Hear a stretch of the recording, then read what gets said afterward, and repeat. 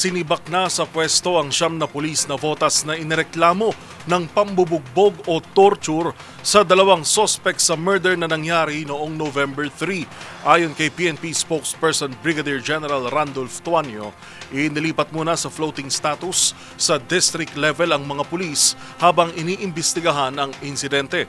Pero mula sa orihinal na 8 inireklamo, isinama sa mga sinibak ang kanilang chief investigator dahil sa umano'y kawalang aksyon.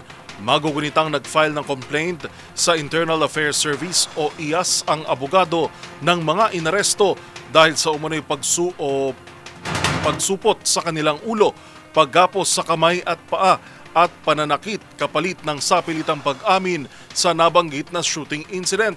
Pero ani ni Tuanyo, nagsasagawa na rin ng parallel investigation ang NAPOLCOM sa nasabing issue.